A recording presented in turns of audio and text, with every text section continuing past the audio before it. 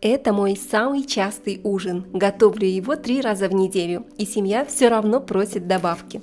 Сегодня покажу, как приготовить ужин, от которого невозможно оторваться.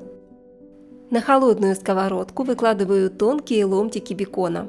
Пусть прогревается постепенно, так жир выйдет равномерно, и бекон получится вкусным и хрустящим. Пока бекон жарится, мелко нарежем лук. Обожаю этот момент. Бекон шипит на сковороде, лук хрустит под ножом, аромат уже просто сногсшибательный.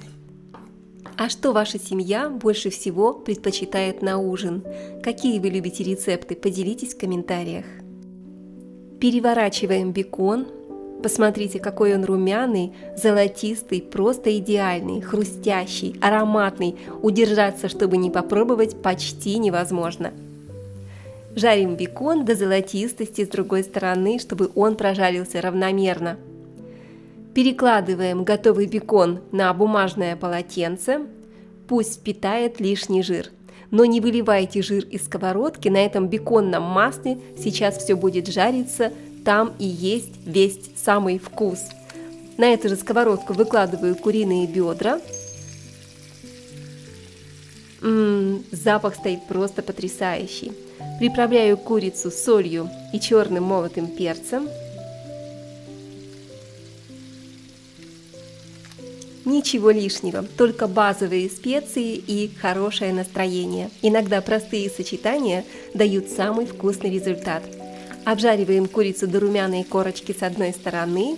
Не трогаем ее, пока она не подрумянится хорошо. Именно так получается сочная и ароматная курочка. Затем переворачиваем. Посмотрите, какая она золотистая. Если любите такие простые ужины в одной сковороде, поставьте лайк, мне будет очень приятно. Теперь приправляем курицу с другой стороны солью, черным молотым перцем. А теперь добавим щепотку итальянских трав, орегано, тимьян, базилик. Сразу такой средиземноморский аромат, просто потрясающий. Обжарили курицу до золотистой корочки с другой стороны и перекладываем на тарелку, пусть отдохнет. Курица еще не готова, чуть позже мы с вами доведем ее до полной готовности. Отправляем в сковородку, где жарилась курица, нарезанный лук и обжариваем 2 минуты.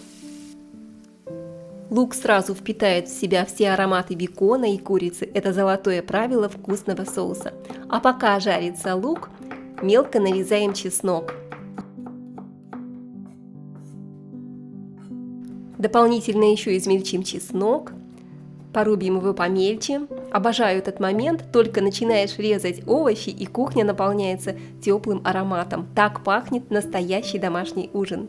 Добавляю чеснок в сковородку к луку, немного соли и перца по вкусу и обжариваю буквально 30 секунд до аромата, чтобы чеснок не подгорел. Отставьте сковородку с луком в сторону и нарежем грибы. Я сегодня взяла смесь грибов, у меня коричневые шампиньоны и белые. Нарезаю их крупными ломтиками или разрезаю мелкие шампиньончики пополам. Отправляю грибы в сковородку, не перегружайте сковородку грибами, пусть они хорошо подрумянятся и станут золотистыми.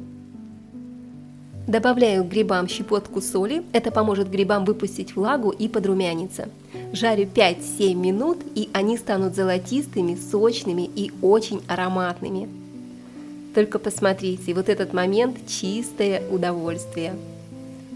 Пахнет невероятно.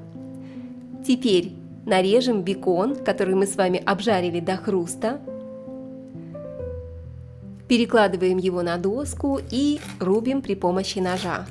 Хруст, аромат, удержаться просто невозможно. Половину бекона добавим в соус, а остальное оставим для подачи. Или просто похрустеть. Мы с вами тоже люди и любим всякие вкусняшки.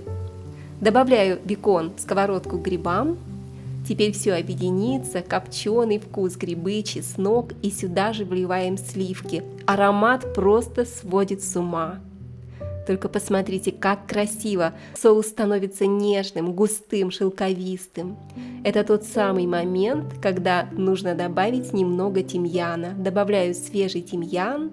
Если у вас нет свежего, замените его сухим, но я рекомендую готовить со свежим. Аромат потрясающий.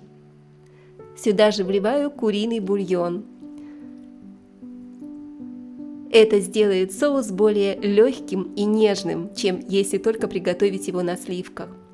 Теперь в наш соус мы возвращаем курицу, чтобы она дошла до полной готовности. Тушим еще примерно 15-20 минут.